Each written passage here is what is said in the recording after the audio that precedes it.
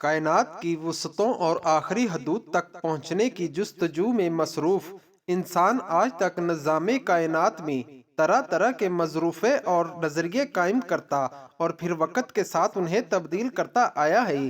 کائنات ایک ہی ہے یا بہت سے جہاں آباد ہیں؟ یہ سائنسدانوں اور فلسفیوں کے لیے ہمیشہ سے ایک بہت بڑا سوال بنا رہا ہے۔ اس حوالے سے قرآن مجید میں واضح اشارے موجود ہیں جن سے یہ معلوم ہوتا ہے کہ دنیا صرف یہی نہیں جس میں ہم رہتے ہیں، بلکہ زمان و مکان کی اور بھی دنیا آباد ہیں۔ اس حوالے سے آج سائنسدان اس تھیوری کو ثابت کرنے کی کوشش کر رہے ہیں کہ کیا ہماری دنیا کے سوا اور بھی دنیا آباد ہیں، اور کیا وہاں بھی ہمارے جیسے انسان موجود ہیں۔ اللہ تبارک و تعالی نے اس سوال کا جواب دیتے ہوئے اپنی مقدس کتاب میں فرمایا، اللہ وہ ہے جس نے 7 آسمان پیدا کیے اور ان کی مائنت زمینیں تھیں، ان کے درمیان حکم نازل ہوتا ہے تاکہ تم جان لو کہ بے شک اللہ ہر چیز پر قدرت رکھنے والا ہے۔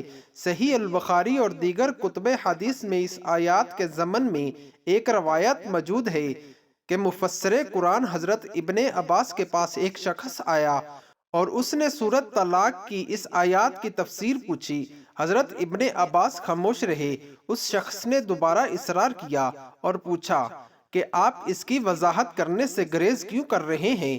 اس پر حضرت ابن عباس نے کہا کہ 7 زمینوں سے مراد ہماری ہی زمین جیسی 7 اور زمینیں ہیں۔ ہر زمین پر ہمارے پیغمبر حضرت محمد مصطفیٰ صلی اللہ تعالی علیہ وآلہ وسلم کی طرح ایک رسول آئے ہیں۔ حضرت آدم کی طرح وہاں بھی آدم، اور نوح کی طرح ان زمینوں پر بھی نوح، اسی طرح ابراہیم، موسیٰ اور عیسیٰ علیہ السلام کی طرح وہاں بھی نبی مبعوث ہوئے ہیں۔ یہ سوال تھا جو آج سے 1400 سال پہلے حضرت ابن عباس سے قرآن کی اس آیات کی تفسیر کے بارے میں پوچھا گیا تھا۔ آج سائنسدان اس سوال کا جواب سائنسی طریقے سے دریافت کرنے کے لیے سر جوڑ کر بیٹھے ہیں۔ ڈاکٹر مرید بقائی کی کتاب اسلام، بائبل اور سائنس میں انہوں نے لکھا ہے کہ ان کی تحقیق کے مطابق قرآن مجید میں 7 کا عدد کثرت سے استعمال کیا گیا ہے، جیسا کہ یونانی اور رومی بھی 7 کے عدد کو اپنی روحانی اور مذہبی علوم میں کثرت سے ذکر کیا کرتے تھے۔ لہٰذا ممکن ہے کہ 7 زمینوں سے مراد یہ ہو کہ ہماری زمین ہی کی طرح اور بہت سی زمینیں کائنات میں موجود ہوں اور انسان کی ان تک رسائی نہیں۔ آج سائنس کے مطابق بے شمار دوسرے سیارے اور سورج کی طرح بے شمار ستارے اس کائنات میں بکھرے پڑے ہیں، اور کائنات کا صرف ایک چھوٹا سا ٹکڑا بھی نہیں ہے۔ دراصل ساحل سمندر میں ریت کے ذرات کم ہیں، مگر کائنات میں پلانٹ، سیارے اور سورج وغیرہ اس سے کہیں زیادہ ہیں۔ لیکن قرآن مجید کی اس آیات کی بات کریں تو علماء کے درمیان مختلف نظریے اور آراء پائی جاتی ہے۔ کچھ علماء کا خیال ہے کہ ان سے مراد 7 مختلف زمین اور آسمان ہیں، جبکہ کچھ کی رائے یہ ہے کہ 7 کائنات ایک دوسرے کی ہم شکل ہیں، یعنی اگر زید نامی ایک آدمی اس زمین پر موجود ہے تو کیا مزید 6 زمینوں پر بھی موجود ہوگا؟ صوفیاء کرام کے یہاں یہ 7 زمینوں اور آسمانوں اور 7 آدم ہوا کا تصور ملتا ہے۔ لہٰذا مشہور صوفی بزرگ شیخ ابن عربی کے متعلق ایک مشہور واقعہ نقل ہوا ہے۔ شیخ ابن عربی فرماتے ہیں کہ میں نے ایک مرتبہ ایک ایسی قوم کے ساتھ بیت اللہ کا طواف کیا کہ جن کو میں نہیں جانتا تھا۔ ان میں سے ایک نے مجھ سے کہا کہ کیا تم مجھے جانتے ہو؟ میں نے کہا نہیں۔ اس نے کہا کہ میں تمہارے سب سے اولین آباء و اجداد میں سے ہوں۔ میں نے پوچھا تمہیں مرے ہوئے کتنا عرصہ گزر چکا ہے؟ اس نے کہا 40,000 سال سے کچھ زیادہ۔ میں نے کہا آدم علیہ السلام کو تو اتنا زمانہ نہیں گزرا۔ اس نے کہا تم کون سے آدم کی بات کر رہے ہو؟ کیا تم اس آدم کے متعلق کہہ رہے ہو جو تم سے زیادہ قریب ہیں، یا کسی اور آدم کے متعلق؟